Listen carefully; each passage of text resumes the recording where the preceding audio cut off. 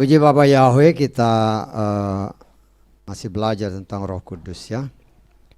Dan kita akan masuk dalam pengajaran yang kita ambil dari kitab Samuel. Kita sudah sampai ke 1 Samuel 24 ya. 1 Samuel 24. Dan di sini kita melihat betapa Saul tidak berhenti untuk mengejar dan membunuh Daud ya. Jadi dia memang sudah punya rencana yang sudah tidak bisa dirubah, karena dia tahu bahwa si Daud ini yang akan menjadi raja ya. Walaupun seharusnya kalau dia melihat, dia sadar ketika Daud sudah dekat dengan dia dalam 1 Samuel 23 ini, ternyata begitu sudah dikatakan hampir ketemu, tiba-tiba ada panggilan dari kota bahwa musuh sudah mulai masuk, sehingga dia harus mundur untuk berperang melawan bangsa Filistin. Kita juga sudah belajar bagaimana Yonatan ya, yang mengasihi Daud dengan tulus, dia begitu mudah ketemu sama Daud ya. Saul yang berambisi sekali untuk membunuh Daud, dia cari kemana-mana nggak ketemu-ketemu. Tetapi Yonatan, dia langsung ketemu, langsung dapat berbicara. Itulah cara Tuhan ya. Cara Tuhan untuk membela umat pilihannya. Dan kita melihat Saul orang yang pernah diurapi Tuhan, tetapi mempunyai satu kesalahan yang besar karena melanggar firman.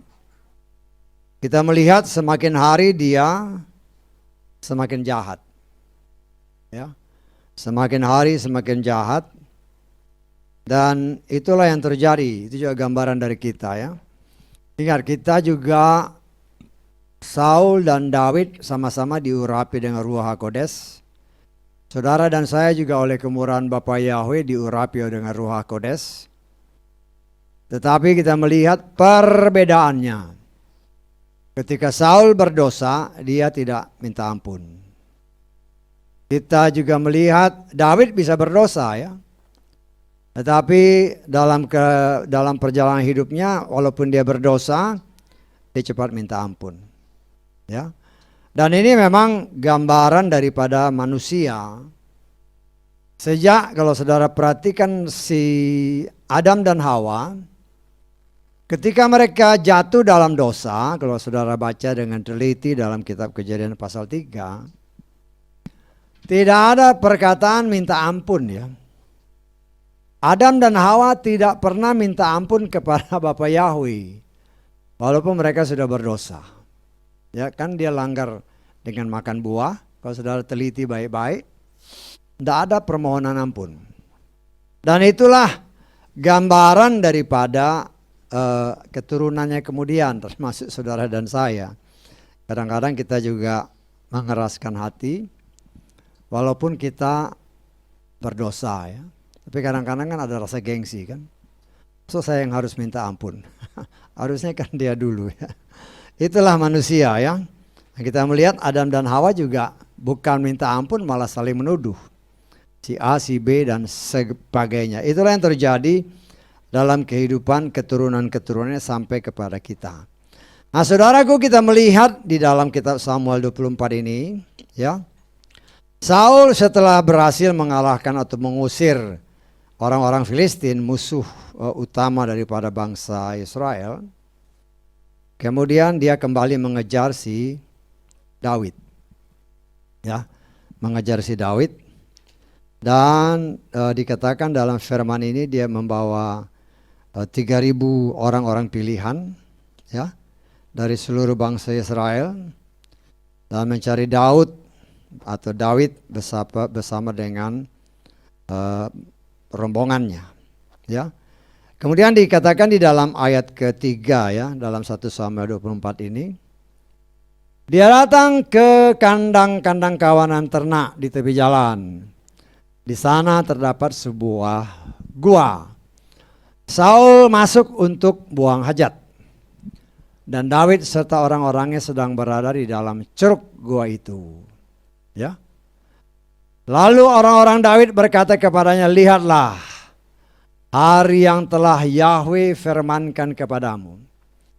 Lihatlah, aku akan menyerahkan musuhmu ke dalam tanganmu, dan engkau harus perbuat terhadap ia menurut apa yang baik di matamu. Ya. Lalu David bangkit dan secara diam-diam memotong punca jubah Saul. Ya. Nah, saudaraku yang dikasihi oleh Adonai Yeshua Mesias, perhatikan baik-baik ya ayat ketiga itu. Ada suara yang menyatakan kepada si Daud, ya anak buahnya pasti, ini musuhmu sudah ada di tangan, ya tinggal bunuh aja. Ya. Nah ini kan kita harus bisa membedakan ini suara Tuhan atau ini suara setan. Ya. Ini suara Tuhan atau ini suara setan. Ya. Ingat ya, walaupun bagaimana Saul ini adalah orang yang diurapi. Diurapi oleh Tuhan. Saul ini juga sebenarnya dapat dikatakan tidak ada urusan secara pribadi dengan Daud ya. Sebenarnya kan nggak ada. Hanya kecemburuan dan ketakutan Saul sehingga dia mengejar Daud untuk membunuh. Ya karena dia merasa bahwa Daud ini akan merebut tahtanya. Ya. Tapi sebenarnya tidak ada masalah. Ya. Dan kita sudah tahu dalam kitab Amsal kemarin kalau kita lihat ya. Amsal pasal berapa itu kemarin, pasal ke-6 ya. Di situ kan jelas Tuhan tidak mau kita menumpahkan darah orang yang tak bersalah ya. Amsal pasal ke-6 ayat ke-17.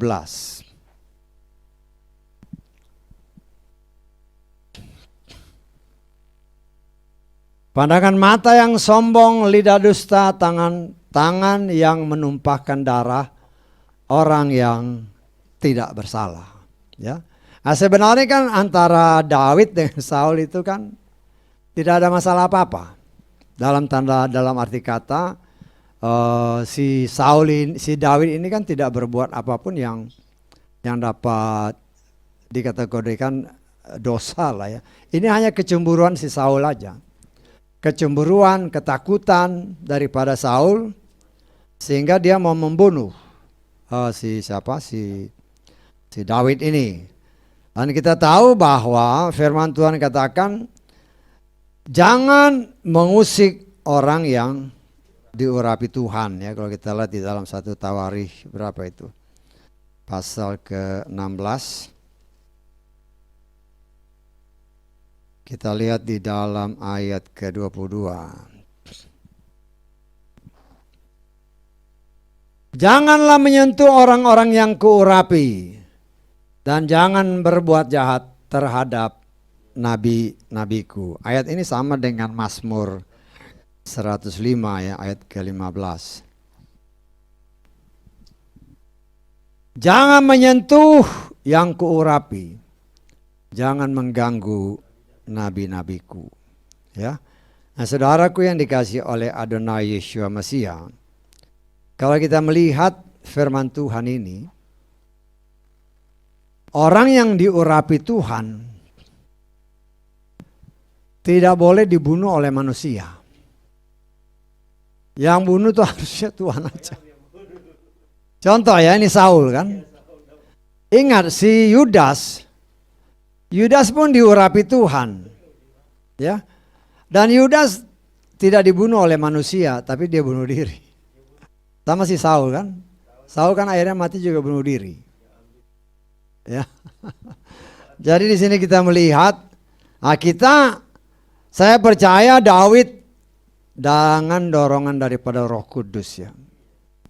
Dia bisa membedakan ini suara anak buahnya ini bukan suara Tuhan. Walaupun di sini kan dia katakan kan, dikatakan di sini, maka orang-orang Daud berkata kepada lihat, inilah hari yang telah difirmankan Yahweh. Pakai nama Yahweh lagi. Ya. Untuk memancing emosi daripada si Daud untuk dia bertindak. Tetapi ingat, ini juga bukan hanya berlaku buat Daud ya, tetapi berlaku buat kita juga. Seperti yang pernah saya katakan, ada 3 suara yang senantiasa mencoba menguasai jiwa kita. Suara dari Tuhan, suara dari hati kita sendiri, dan yang ketiga suara dari setan. Itu perbedaannya sangat-sangat tipis. Dan bagaimana kita bisa membedakannya? Segala sesuatu yang bertentangan dengan firman itu pasti bukan dari Tuhan. Ya, itu pasti bukan dari Tuhan. Nah, kalau kita tahu itu pasti bukan dari Tuhan, ya jangan dilakukan.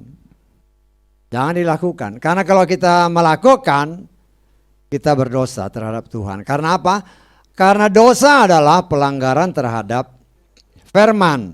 Jadi segala sesuatu yang kita lakukan, kalau dia bertentangan dengan firman, itulah dosa. Ya, jadi kita diajar, diingatkan oleh Tuhan, jangan sampai kita melanggar firman. Ya, karena kita lihat di dalam 1 Yohanes pasal ke-3 ya, ayat ke-4. Setiap orang yang berbuat dosa, dia juga berbuat durhaka. Dan dosa adalah durhaka. Ini terjemahan ILT ya. Terjemahan LAI sama terjemahan Lugas hampir sama. Saya punya nih Lugas ya. Ada Lugas enggak? Enggak ada ya. Setiap orang yang berbuat dosa, ia melakukan pelanggaran terhadap Torah. Sebab dosa adalah pelanggaran terhadap Torah. Jadi dosa itu kalau kita melanggar Torah, itulah dosa. Ya, kalau nggak melanggar Torah, nggak dosa. Siapa itu Torah? Torah ya firman. Firman itu siapa ya? Bapa Yahweh atau Yeshua sendiri. Jadi kalau kita melanggar itu ya, itulah dosa. Itu kriteria dosa di hadapan Tuhan. Karena itu kita harus belajar supaya mengerti Torah dengan benar. Mengerti firman dengan benar, supaya jangan kita berdosa. Karena kalau berdosa nggak bakal masuk surga ya. Itu pasti nggak bakal kita masuk surga. Tetapi kita percaya bahwa ketika kita berbuat dosa, maka roh Bapa Yahweh yang ada di dalam hati dan hidup saudara, dia akan mengingatkan kita. Kamu berdosa. Kamu salah. Dia akan menegur.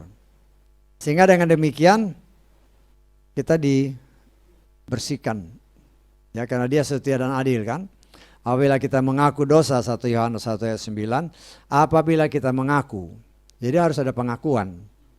Ya. Bukan kan berdosa, Tuhan tahu saya berdosa, Tuhan pasti hapus. Enggak, kita harus minta ampun. Ya, minta ampun dan dia setia dan adil, dia akan menghapus. Ya. Nah, di sini kita melihat Daud, saya yakin karena kuasa Roh Kodes ya, kuasa Roh Kudus, Ruach HaKodes, dia tidak mengikuti nasihat daripada anak buahnya. Walaupun anak buahnya bilang ini saya percaya pasti dari Yahweh. Yahweh sudah serahkan semua. Ya istilahnya kayak gitu kan. Nah, tapi kita melihat Daud lebih peka kepada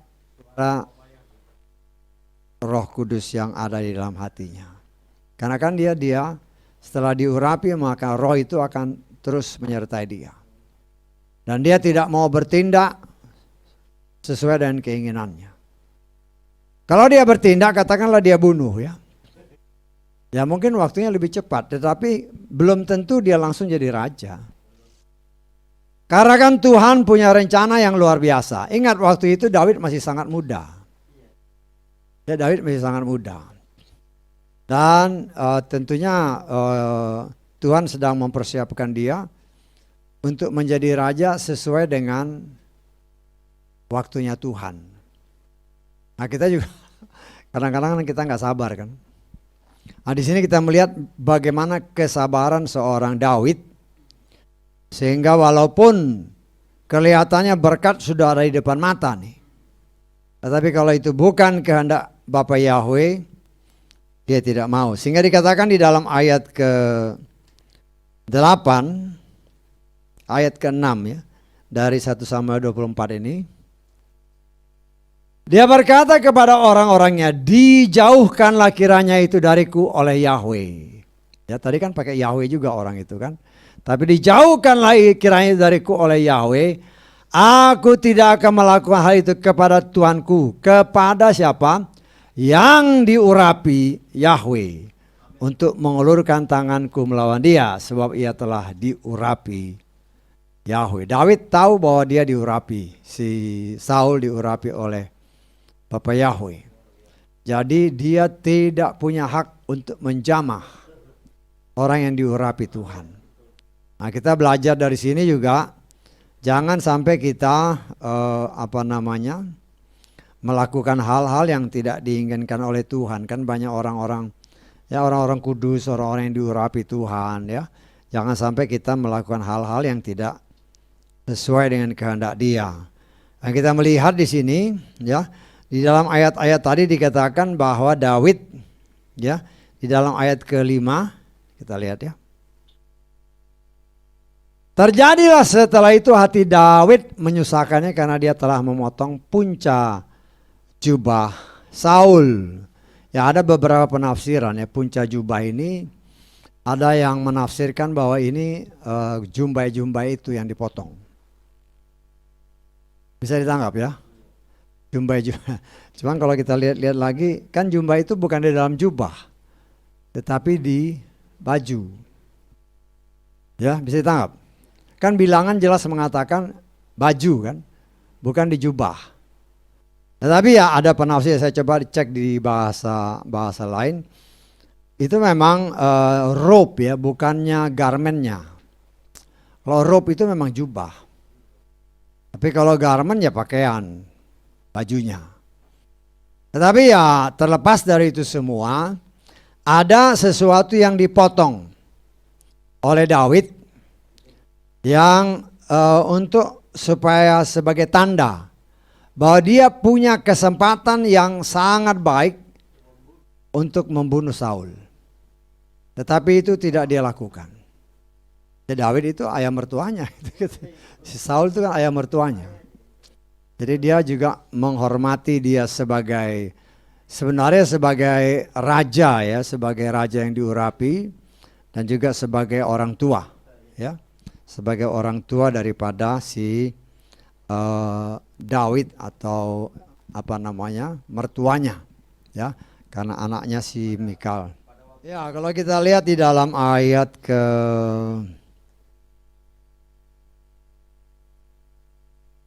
kita baca aja ayat 7 lah ya. Dengan perkataan Daud menawan orang-orangnya dan tidak mengizinkan mereka bangkit melawan Saul. Anak-anak buahnya kan anak-anak buahnya orang brengsek semua. Iya kan, tadi kita kemarin waktu itu kan sudah pernah kita belajar dia orang-orang yang punya masalah lah. Ini mangsau di depan mata kok nggak dibunuh kan begitu kan. Padahal orang ini nyusahin kita. Tetapi kita melihat Daud berhasil mengatasi anak buahnya, sehingga dia juga tidak mengizinkan mereka untuk melawan Saul. Ya. Nah, kemudian Saul bangun melanjutkan perjalanan. Kemudian ayat seterusnya, Daud bangkit setelah itu lalu pergi keluar dari gua serta berteriak memanggil Saul serta berkata, Tuanku Raja. Dan Saul menoleh ke belakang. Daud sedang berlutut dengan hidung ke tanah dan dia sendiri menyembah. Lalu Daud berkata kepada Saul, mengapa engkau mendengarkan perkataan manusia yang berkata, ketahuilah Daud berusaha berbuat jahat terhadapmu. Lihatlah pada hari ini matamu telah melihat bagaimana Yahweh telah menyerahkan engkau hari ini ke dalam tanganku di dalam gua itu. Dan seseorang berkata untuk membunuhmu. Tapi aku berbelas kasihan terhadapmu dan aku telah berkata, aku tidak akan mengulurkan tanganku melawan Tuanku, karena dialah orang yang diurapi Yahweh. Perhatikan kata-katanya baik-baik ya. Yahweh menyerahkan Saul ke dalam tangan Daud untuk dibunuh. Dan ini juga sebagai satu ujian bagi si Daud ya. Ujian bagi Daud, apakah dia bertindak sesuai kehendaknya sendiri atau sesuai kehendak Tuhan? Karena segala sesuatu kalau itu kehendak Tuhan pasti Tuhan ngomong. Pasti Tuhan ngomong kepada si Daud, oh, bunuh aja. Tetapi di sini kita melihat walaupun Yahweh sudah seolah-olah dalam tanda kutip menyerahkan si Saul, tetapi karena Daud tidak mendengar dari Bapa Yahweh sendiri, tidak mendengar dari Ruach HaKodes, hanya anak buahnya yang ngomong dan dia tidak mau bertindak. Ya. Nah, jadi di sini kita juga harus melatih kepekaan. Ya, bukan saja Daud, tapi saudara dan saya juga harus melatih kepekaan kita untuk kita bisa membedakan ini kehendak Tuhan atau bukan. Karena sangat tipis ya. Sangat tipis sekali perbedaannya. Sehingga kalau kita salah dalam mengambil keputusan, dosa adalah pelanggaran terhadap firman. Tadi dalam 1 Yohanes kan. Nah kalau kita salah, ya berdosa. Artinya di sini Tuhan menghendaki saudara dan saya peka dalam mendengar suara Roh Kudus. Dan itu hanya dapat terjadi apabila kita bergaul erat dengan Roh Kudus, kita akan peka mendengar suaranya. Ya seperti contoh yang minggu lalu saya ngomongkan, seorang ibu kalau dengar suara anak-anak nangis, dia bisa bedakan ini suara anakku atau bukan. Bisa dia bedakan. Ya, begitu juga kalau suami atau istri pulang kerja umpamanya naik kendaraan, dia bisa beda ini motor suamiku atau mobil suamiku atau langkah suamiku, istri dia tahu. Orang yang dari jauh pun dia telepon, dia bisa bedakan, oh ini si A, ini si B. Karena apa? Karena sudah biasa berkomunikasi. Nah, Tuhan sebenarnya juga menghendaki kita mempunyai kepekaan seperti itu. Tetapi seringkali karena kita mengabaikan hubungan kita dengan Roh Kudus, akhirnya ya kita sama sekali nggak peka. Banyak orang Nasrani ya. Dulu saya kan di gereja lama ya, gereja yang nggak usah saya sebut lah di gereja apa. Di sana hampir tidak pernah diajarkan tentang bagaimana kerjanya Roh Kudus. Ya semuanya hanya secara umum aja. Nah sedangkan Roh Kudus itu kan roh Bapa Yahweh sendiri yang dianugerahkan bagi saudara dan saya supaya kita bisa melakukan firman Tuhan sesuai kehendak Tuhan sehingga kita jangan berdosa. Karena dosa kan pelanggaran firman. Kalau kita tidak melakukan sesuai firman, sesuai firmannya, sesuai kehendaknya, ya langsung berdosa. Karena itu kita diajar oleh Roh Kudus. Nah, karena itu ya seringkali dikatakan kalau bisa ya, bukan kalau bisa. Bahkan seharusnya kita juga berdoa di dalam Roh Kudus, ya. Saudara dan saya dikehendaki oleh Tuhan untuk berdoa dalam Roh Kudus. Kita baca di dalam kitab Yudas ya.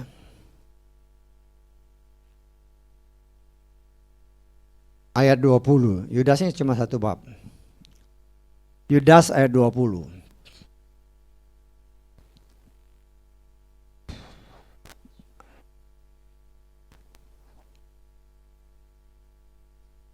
Akan tetapi kamu yang terkasih dengan membangun dirimu sendiri di atas imanmu yang paling kudus sambil berdoa di mana?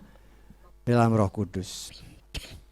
Ingat ya, ketika saudara dan saya berbicara bahasa lidah, kita nggak ngerti kecuali Tuhan kasih pengertian. Kita nggak mengerti, setan juga nggak ngerti. Bisa ditangkap maksudnya. Yang mengerti hanya roh kita dengan roh Bapa Yahweh. Itu bahasa rahasia. yang Tuhan ajarkan kepada saudara dan saya, ya kita harus melatih diri. Ya, kalau Tuhan berkenan ya kadang-kadang kita minta, Tuhan apa sih artinya? Ya kita minta, kan Tuhan kasih tahu arti, mungkin nggak kata per kata, artinya begini, itu aja. Tetapi dengan melatih ini kita melakukan roh kita berkomunikasi dengan roh Bapa Yahweh, setan nggak ngerti. Setan nggak ngerti itu, ini orang ngomong apa, dia nggak ngerti. Ya, karena itu bahasa rahasia roh kita dengan roh Bapa Yahweh. Karena itu mari kita belajar berlatih ya. Ya umpamanya saudara berdoa, cobalah mengucapkan kata-kata. Ya kadang-kadang ada orang ya, saya pernah mendengar kesaksian. Ada orang dia berdoa, tiba-tiba dia berbahasa lidah, dia takut sendiri, lari dia. Benar, kebetulan orang ini kakak saya sendiri. Dia berdoa, dia yang cerita, dia berdoa sendiri di kamar. Kemudian tiba-tiba bahasa lidah, dia bingung, dia lari, dia keluar dari kamar sendiri, dia lari. Dia bingung soalnya. Kenapa? Karena kurang pengetahuan. Ya, itu bahasa rahasia yang memang kita sendiri tidak tahu. Ya. Itu kakak saya kan kakak saya yang paling besar ya. Dia pernah cerita begitu. Aku pernah doa sendiri di kamar. Tiba-tiba aku bingung aku ngomong, akhirnya aku lari keluar.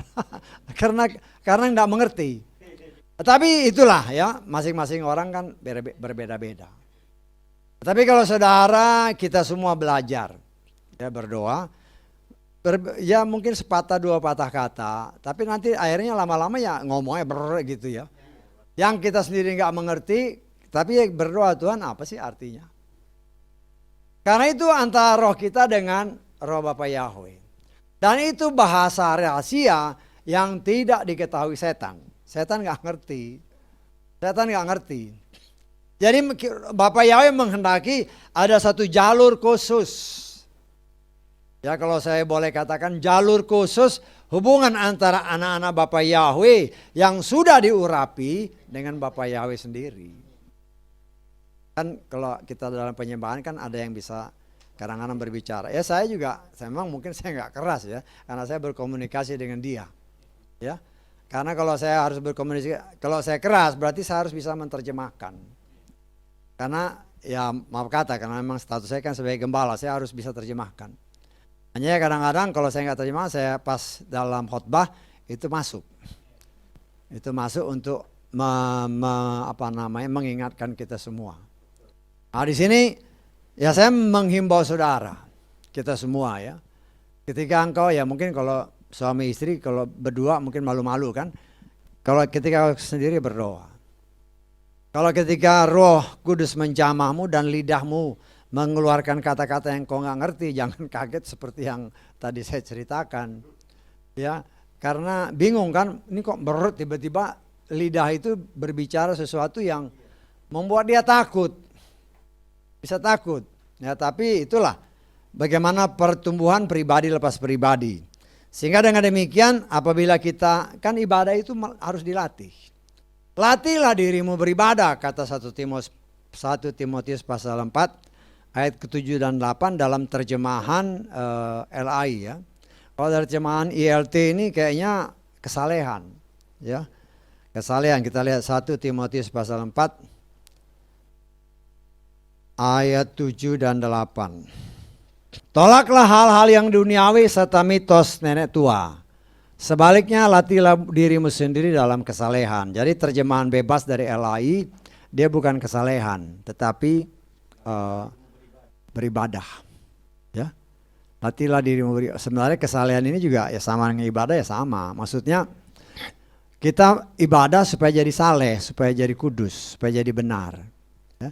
Jadi kita harus melatih. Ya, kalau namanya latihan kan. Latihan itu kan kalau saudara berolahraga pertama-tama, ya habis itu kan karena badannya capek-capek kan. Umpamanya nggak pernah angkat barbel, angkat pemberat gitu kan. Pertama kali, habis itu ya waktu melakukan sih nggak capek, tapi besoknya atau malamnya kok badannya nggak capek, sakit-sakit. Nah itu kan begitu. Nah saya kan suka nyangkul di rumah. Nyangkul ya karena buat cari keringat juga. Ya. Nah, biasanya saya kalau mau nyangkul tuh saya latihan dulu. Barbel yang enteng-enteng aja lah. Untuk apa? Untuk membiasakan diri. Karena kalau enggak, aduh ini nih, apa namanya, punggung ini waduh. Kalau habis gini-gini, udah nggak bisa lurus begini, jalannya agak begini. Karena sakit. Ya mungkin kalau anak-anak muda ya sama seperti dulu. Waktu ibu saya gitu saya ketawain. Wih kok baru gini kok langsung bongkok gini. Nah sekarang udah di atas 60 baru terasa. Oh ternyata begini ya. Ya kan anak-anak saya pada ketawa semua. Nah, nanti kalau kau umur 60, kalau sempat ya umur sebelum kita diangkat bisa sampai 60. Nanti lihat begitu kau jongkok begitu, aduh baru jalannya bongkok-bongkok dulu baru pelan-pelan lurus. Betul nggak Pak Simon? Artinya di sini ya kita perlu latihan. Ibadah pun perlu latihan. Latihan secara jasmani, latihan secara rohani. Ya. Dengan demikian kita semakin bertumbuh dalam kebenaran. Semakin peka mendengar suara Tuhan. Banyak orang ya, ini kalau kita mau sedikit lebarkan, sekarang kan banyak pengajaran-pengajaran sesat. Pengajaran-pengajaran sesat begitu banyak. Ya, pelayan-pelayan Tuhan yang luar biasa, yang punya jemaat ribuan, puluhan ribu, mungkin jutaan, tetapi nggak mau mengakui Yahweh. Bahkan mengatakan Yahweh itu sesat. Nah kalau kita melihat, oh ini jemaatnya banyak, ini pasti benar nih. Justru kita melihat pasukan khusus, nggak ada yang jumlah besar. Jumlahnya pasti sedikit. Ya mungkin kalau umpamanya kalau dikatakan Kopassus tentara-tentara khusus kan, akan umpamanya direkrut 10.000 orang. Masuk jadi tentara umum lah. Habis itu ikut pendidikan. Biasanya yang diambil untuk pasukan khusus itu 10 yang terbaik. 10 yang terbaik. Tapi ya kita harus ingat bahwa walaupun seperti yang dikatakan tadi, mereka pun sudah dibekali dasar ya. Ada dasarnya. Umpamanya mau dilepas ke hutan, kan makanan yang paling gampang mungkin ular. Nah, mereka diajarin bagaimana nangkep ular. Nah, terus pohon mungkin susah air. Nah, ini pohon-pohon jenis ini bisa nyimpen air. Terus daun-daunan ini bisa kau makan. Jadi ada dasarnya. Istilah pendidikan dasar. Bukan hanya dilepas gitu aja. Kok dilepas gitu aja tanpa pendidikan dasar, bagaimana mau jadi pasukan khusus? Nggak bisa. Itulah bagian daripada cara manusia untuk mendapatkan orang-orang yang khusus. Terbaik. Nah demikian juga Tuhan. Dia memberikan saudara dan saya bekal ya. Firman Tuhan yang bisa kita baca. Caranya menghadapi ini itu semua tertulis. Tetapi masalahnya kita mau praktek enggak kan hanya itu. Jangan ada itu di situ ada setan, udah ketakutan dulu. Betul nggak? Itu rumah gelap-gelap itu ada setan di situ. Ya itu berbagai macam cara. Nah tapi kita harus lihat dari segi rohaninya. Ya Tuhan sudah membekali saudara dan kita dengan firman. Ya Tuhan kan kalau tadi saya katakan tentang setan kan Tuhan bicara. Jangan takut sama siapapun kecuali Bapa Yahweh. Kan yang diajarkan dalam kitab Ulangan, belajar takut sama Bapa Yahweh. Kalau kau takut sama setan, kau takut sama yang bukan Tuhan, bukan Bapa Yahweh, kita berdosa. Karena itu kita dibekali. Ya. Yesua kasih contoh, yang paling ditakuti orang itu kan setan. Itu bekalnya. Ya, ketika menghadapi setan ya. Menghadapi setan ada tertulis. Ada tertulis sehingga dengan apa yang ada tertulis itu kekuatan bagi kita untuk menghadapi setan. Sehingga kita juga diajar ini kalau ada gelap-gelap kan biasanya, kalau gelap-gelap itu jangan takut ada setan, yang kita harus takuti juga justru ada orang jahat. Orang jahat yang kita nggak tahu. Nah, tapi ya kita juga harus berhati-hati. Ya, saya percaya dalam situasi dan kondisi apapun, kalau kita berjalan, Roh Kudus tolong.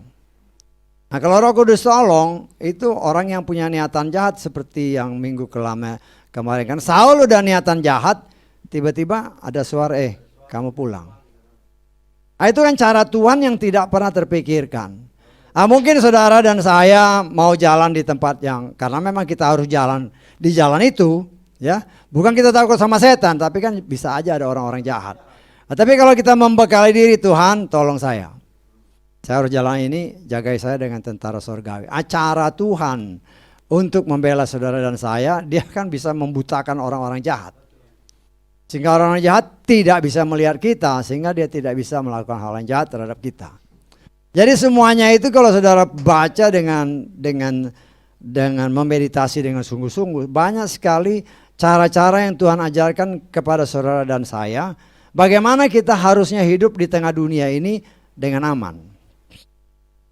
Dengan aman. Kan setan senantiasa merubah semuanya jadi tidak aman. Nah, tetapi Tuhan mengajarkan kita supaya kau jalan dengan aman, satu-satunya hanya dengan Tuhan. Dukun sama setan bukannya sama, tetapi dukun itu dikuasai setan. Setan itu ya malaikat yang jatuh. Tapi kalau dukun ini dia menyembah kepada setan. Jadi kuasanya itu dari setan. Nah, itu kita hanya bisa kalahkan dengan kekuatan dari Tuhan, bukan dengan kekuatan kita. Jadi makanya kita harus rajin memuji Tuhan, menyembah Tuhan, ya. Kita kan masing-masing seperti yang pernah saya katakan, kalau kita tarik grafik itu kan, bukan grafik, diagram gini, satu garis rentang waktu begini, kita pertumbuhannya kan masing-masing beda, si A, si B, si C, berapa persen, yang seperti saya pernah khotbahkan kan mungkin 10%, 15%, tapi ada juga yang minus. Tanpa sengaja dia minus. Kenapa dia minus? Ya udah nggak pernah ibadah lagi. Sadar atau nggak sadar, dia sudah semakin kurang. Karena apa? Karena pertemuannya dengan Tuhan semakin berkurang. Sehingga tanpa sadar, dia mendekatkan diri kepada si jahat. Sekarang sih mungkin masih rasa aman ya. Oh, aman-aman aja. Nah, setan udah ngincer aja ini. Ada kesempatan dikit dia babat. Kita harus belajar menyembah, ya. Menyembah itu kan ya mungkin kata-kata pujian aja. Bapak Yahweh, saya menyembah Engkau, memuji Engkau. Nanti lama-lama bahasa lidah itu akan diberikan Tuhan. Karena Tuhan mau kita berkomunikasi dengan Dia secara pribadi. Sehingga mungkin kita sendiri nggak mengerti, tapi roh yang di dalam kita, yang adalah roh dari Bapak Yahweh sendiri, itu berbicara dengan roh Bapak Yahweh. Dan bahasa itu setan gak ngerti. Kita harus ingat itu, setan gak ngerti bahasa lidah. Hanya roh kita dengan roh Bapak Yahweh. Karena kita sendiri kadang-kadang gak ngerti. Sehingga kita harus minta Roh Kudus tolong, apa sih artinya? Karena itu ada perlunya kita berbahasa roh, seperti tadi di kitab Yudas. Berbicara roh, ya saudara-saudara mungkin hanya berbahasa akal budi kan? Kan si Paulus berkata, aku berdoa dengan akal budiku, tapi juga berdoa dengan roh, bahasa roh. Bahasa roh itu bahasa yang tidak bisa dimengerti oleh siapapun kecuali roh kita dengan roh Bapa Yahweh. Ada beberapa gereja yang saya tahu kebetulan itu bahasa roh diajarin itu nggak benar. Itu nggak benar. Bahasa roh itu nggak bisa diajarin ya. Nah, saya berani berkata bahwa itu sesat. Karena bahasa roh itu bukan diajarin. Loh kita nggak ngerti kok. Itu roh sendiri yang berbicara. Roh saudara yang dijama oleh Roh Kudus. Dan kita berkomunikasi dengan Dia. Nah, saya mengimbau semua kita ya. Kalau mungkin masih belum bisa, ya mungkin dengan memuja ya, haleluya, haleluya. Nanti mulai berbahasa satu dua kata, nanti otomatis dengan sini ngomong gitu aja. Tapi kalau pas ngomong itu jangan terus kemudian takut, berhenti itu ketakutan. Enggak, seperti yang tadi saya katakan. Karena merasa seolah-olah ini aneh, ini ngomong apa ini? Ya. Padahal situ roh kita sedang berbicara dengan roh Bapa Yahweh. Nah, saya mau katakan sekali lagi, bahasa itu tidak dimengerti oleh siapapun termasuk setan. Hanya roh kita dengan roh Bapa Yahweh. Tuhan Bapa Yahweh sebenarnya sedang memberikan jalur khusus untuk roh kita dengan roh Bapa Yahweh berkomunikasi. Nggak ada yang ngerti. Nggak ada yang ngerti. Setan juga nggak ngerti. Pertama, bahasa roh itu tidak bisa diajar. Saya memang pernah dengar satu gereja yang besar. Karena kebetulan waktu kita pelayanan di satu daerah di Jawa Tengah. Kebetulan anak-anak kan masih kecil dulu. Kita tinggalin di rumah, mereka ibadah di satu gereja yang besar. Saya nggak perlu sebut namanya lah. Terus mereka bilang, oh diajarin bahasa roh. Loh, bahasa roh diajar? Gimana? Nggak bisa ya. Jadi saya dengan untuk meyakinkan kita semua, bahasa roh itu tidak bisa diajarkan. Kalau itu diajar berarti itu bukan dari Tuhan. Itu bahasa akal budi namanya. Seolah-olah ini bahasa dari Tuhan. Oh, nggak bisa kok. Karena kalau itu bahasa akal budi, kalau dia bisa diajar berarti kan bahasa akal budi. Yang kau ngerti, kalau kau ngerti ya setan juga ngerti. Nah, setan ketawa. Bahasa apa ini? Setan juga mengetawakan, ternyata kau bisa ketipu. Karena kan ingat ya, bahasa lidah pun harus hati-hati ya. Karena pernah kan si Saul kan, ketika dia berkumpul dengan nabi-nabi, dia juga bisa berbicara. Tapi juga si Saul kan juga ketika dia kerasukan roh, dia ngomong kan, ada kan ayatnya kan, dia berbicara seperti nabi itu. Nah, itu yang kita harus hati-hati. Ya, nah, kita harus lihat, kita harus peka, kita harus bisa membedakan. Setan pun bisa berbahasa lidah. Saya percaya kalau kita bisa berbahasa lidah dengan Bapa Yahweh, ada damai sejahtera. Ya, tidak ada tuduhan. Tapi kalau nggak damai sejahtera ya mendingan stop lah. Jangan sampai salah kita mendeteksi. Kita harus bisa mendeteksi ini dari Bapa Yahweh atau bukan. Ya, kalau ini dari Bapa Yahweh pasti ada damai sejahtera karena roh kita berbicara dengan roh Dia yang kudus. Ya, nah, kadang-kadang kita dalam mimpi pun waktu tidur tiba-tiba ngomong, nggak tahu kan? Nggak tahu apa. Pernah sekali waktu saya pas baru tidur ini, tiba-tiba saya ngomong sesuatu, istri saya ngomong apa tadi? Nggak tahu saya juga. Karena kadang-kadang kita nggak sadar, ya. Dan memang satu hal yang saya pernah ingat waktu saya tidur itu saya dibangunin kan. Nah, saya berbicara, nah, salah satu ya kata yang saya, ya Tuhan saya hamba Tuhan. Nah, itu kan secara nggak sadar. Artinya roh saya berbicara dengan Dia yang kudus. Nah, itulah yang Tuhan kehendaki supaya saudara dan saya juga mari maju. Saya mengajak saudara, latihlah dirimu untuk bisa berkomunikasi dengan bahasa yang tidak bisa dimengerti oleh setan. Tetapi kita harus benar-benar minta sama Roh Kudus tolong berbicara lidah, berbicara bahasa roh. Sehingga dengan demikian kita peka ini dari Tuhan atau bukan. Kita harus bisa membedakan. Kalau itu bukan dari Tuhan, tolak. Tolak. Seperti yang dikatakan firman tadi, Daud bisa membedakan ini bukan dari Tuhan walaupun anak buahnya yang ngomong. Anak buahnya ini ngomong begitu hanya karena nafsu dia mau bunuh si Saul. Saul kan ngejar-ngejar mereka kan capek juga. Ya, akhirnya dia bikin ini udah waktunya kamu bunuh. Tapi Daud tahu ini bukan dari Tuhan. Nah, seolah-olah kan dari Tuhan ya. Nah, itulah yang saya katakan. Perbedaannya sangat tipis ya. Sehingga kalau kita tidak peka, susah. Tapi saya percaya ya inilah bagian daripada supaya kita belajar. Daud bangkit setelah itu lalu pergi keluar dari gua itu setelah berteriak memanggil, Saul, Tuanku Raja. Saul menoleh ke belakang dan Daud sedang berlutut dengan hidung ke tanah dan dia sendiri menyembah. Terus Daud berkata kepada Saul, mengapa engkau mendengarkan perkara manusia yang berkata, ketahuilah Daud berusaha berbuat jahat terhadapmu. Lihatlah pada hari ini, bagaimana pada hari ini matamu telah melihat bagaimana Yahweh telah menyerahkan engkau hari ini ke dalam tanganku di dalam gua itu.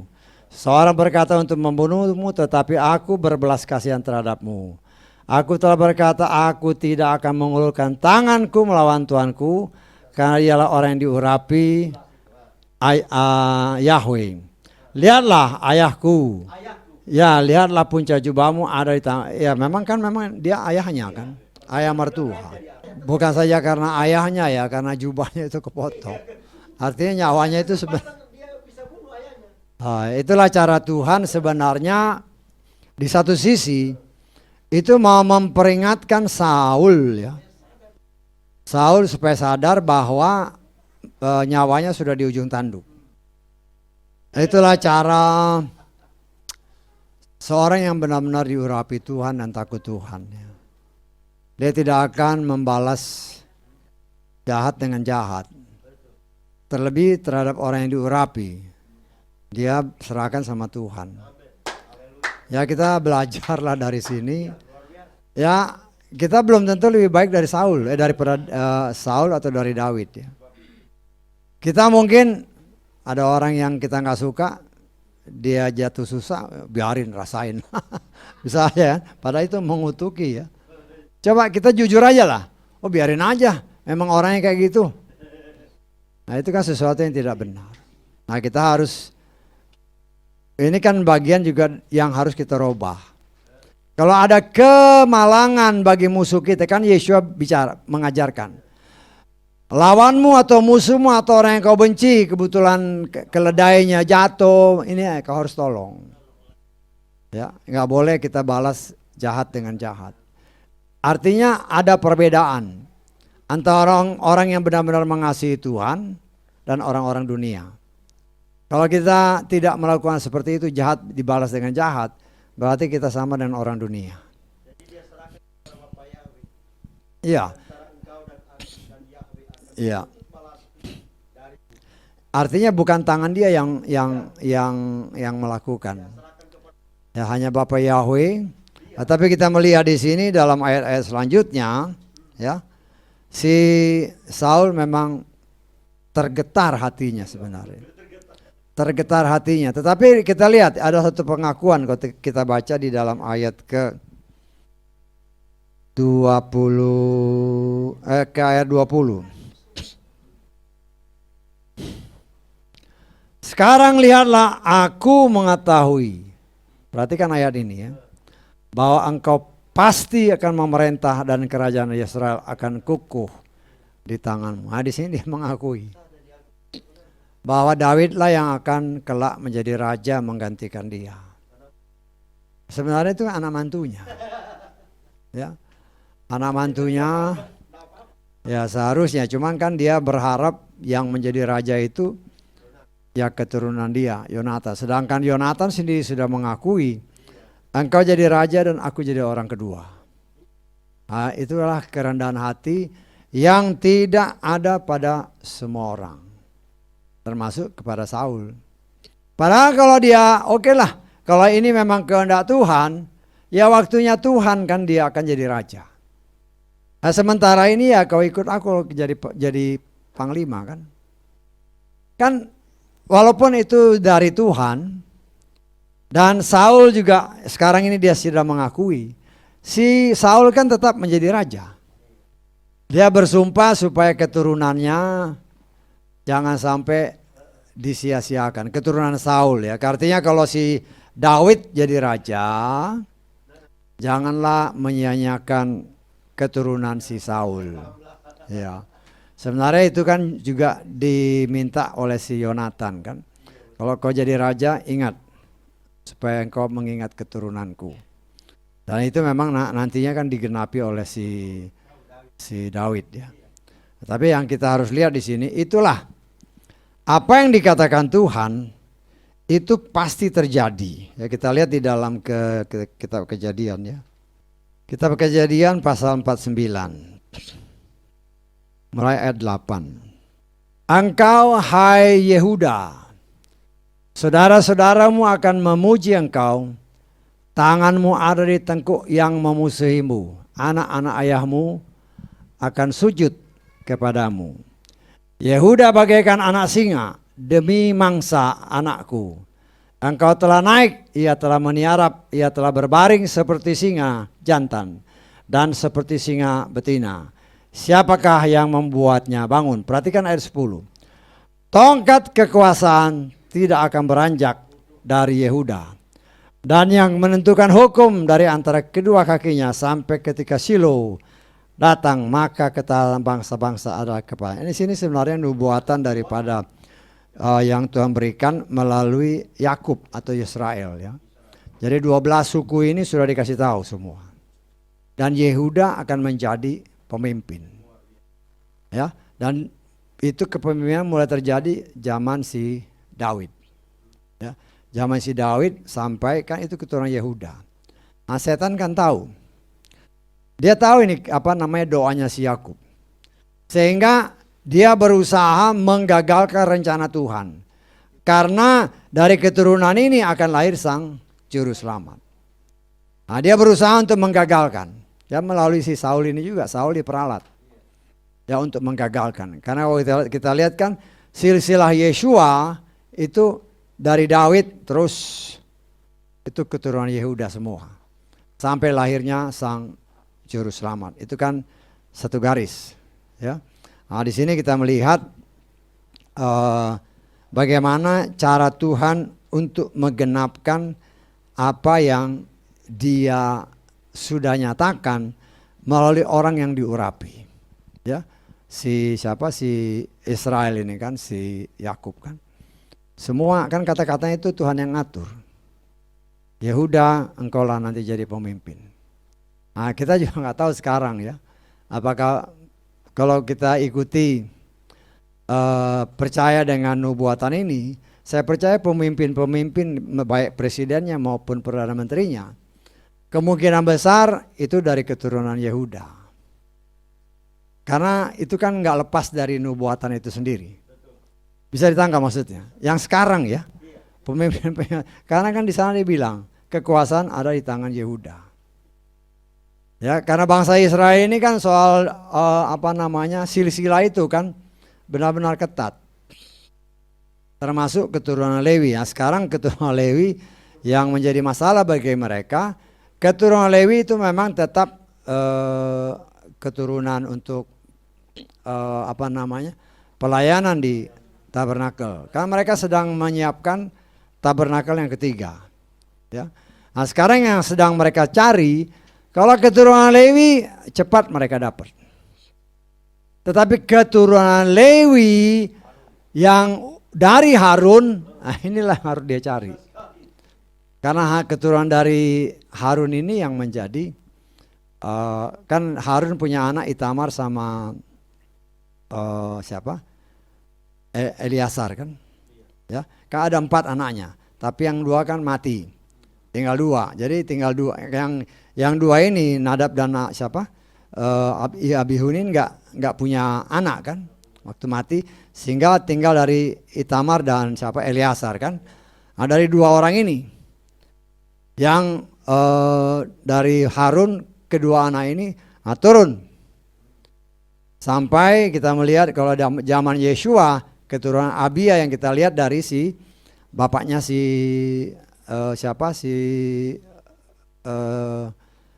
bapaknya Yohanes Pembaptis, si Sakaria. Nah, tapi kan sejak itu karena dipecah lagi, ya udah. Nah, mereka memang yang saya tahu sedang mencari DNA keturunan si Harun untuk menjadi imam besar. Ya, saya nggak tahu ya, kalau saya percaya bisa ya. Karena buat Tuhan itu kan, kalau saya tidak salah yang menemukan DNA itu, sistem DNA itu keturunan dari mereka. Nah, itu kan salah satu teknik untuk mengumpulkan kembali umat Israel. Khususnya dari 10 suku yang hilang. 10 suku yang hilang ini kan, termasuk yang ada yang baru-baru ini di mana dari India kan. Dari India ada berapa? Sekitar 25.000 orang. Ya kita tidak tahu persis lah, pokok ya katanya sih dari mana sih, cuma kan kita tidak tahu persis. Pokoknya ya itu caranya dengan cara itu hanya dengan DNA. Ya artinya segala sesuatu itu kan Tuhan izinkan untuk membuktikan kebenaran sebagaimana yang kita percayai. Kan sekarang orang kan minta buktinya mana? Makanya semua kan dibuktikan. Karena tidak ada sesuatu yang tertutup, kata firman Tuhan, yang tidak dibuka. Tuhan punya cara dengan kemajuan teknologi, segala sesuatu bisa diketemukan. Ya, bahkan laut ini saya pernah lihat di TV kalau nggak salah di National Geographic. Laut yang dalam itu seolah-olah di dalam teknik apa nggak tahu, saya percaya saudara pasti tahu. Di laut itu seolah-olah bisa didangkalin. Bisa ditangkap maksudnya. Jadi bisa kelihatan di laut ini ada apa bisa kelihatan dengan teknologi yang begitu rupa. Nah, saya percaya itulah kemajuan teknologi. Salah satunya tujuan saya percaya dari Bapa Yahweh untuk membuktikan bahwa kitab suci kita apa yang tertulis itu adalah kebenaran. Sesuatu yang benar dan sesuatu yang bisa dibuktikan. Ya walaupun tidak 100% ya dia buka, teman kan kita dengan sedikit harusnya kita bisa mengerti oh memang benar. Ya seperti umpamanya contohnya Bahtera Nuh, itu kan mereka cari di Gunung Ararat memang ada. Memang ada yang mereka buka ya belum tahu persis apa mereka, saya percaya udah lama kan itu. Ada beberapa yang sudah dibuka apa segala macam kan. Itu hanya untuk membuktikan bahwa apa yang tertulis itu adalah sesuatu yang benar. Umpamanya juga dibuktikan di dalam kitab Kejadian kan ada raksasa-raksasa. Tetapi memang ada ditemukan secara arkeologi ada raksasa. Ya artinya itulah yang saya katakan mereka bisa menguras dengan teknologi sekarang ini seolah-olah menguras laut sehingga bisa ketahuan di dalam laut itu ada apa. Nah itulah bagian-bagian daripada kemajuan teknologi untuk mengungkapkan akan kebenaran yang tertulis. Tetapi juga ada orang-orang yang dengan melihat ini kan umpamanya di kitab Kejadian kan, Taman Eden dikelilingi dialiri oleh 4 sungai kan. Di salah satu sungainya itu kan disebutkan jelas ada emas. Yang dicari emasnya. Ya nggak tahu lah, pokoknya di salah satu kali itu sungai itu terkandung emas. Karena mereka percaya mereka cari. Ya kita nggak tahu lah, pasti ada. Cuman kan tempatnya di mana. Nah itulah, tetapi kita melihat ya seperti itulah kalau kita mencari harta yang terpendam. Artinya rahasia firman Tuhan yang terpendam. Nah, tapi masalahnya apakah kita mau cari dengan sungguh-sungguh seperti itu? Ya, berdoa aja. Nah belum lama ini kan beberapa hari yang lalu ditemukan drone yang dari salah satu negara. Ya nggak tahu persis lah ya, pokoknya diketemukan ini katanya mata-mata. Nah, apa tujuannya kan kita nggak tahu. Nah, tugas saudara dan saya kita berdoa. Seperti tadi kan doa syafaat kan supaya negara ini aman. Supaya negara ini ya tetap dalam lindungan Tuhan. Tetapi ya kan bagian kita ya berdoa. Supaya kita, karena ada tertulis kan, doakanlah negara atau kota di mana engkau bertempat tinggal. Sehingga dengan demikian kalau tempat kita tinggal atau kota atau negara di mana kita tinggal aman, kita kan aman. Sehingga dapat beribadah kepada Tuhan yang benar. Ya. Haleluya, kita bangkit berdiri ya.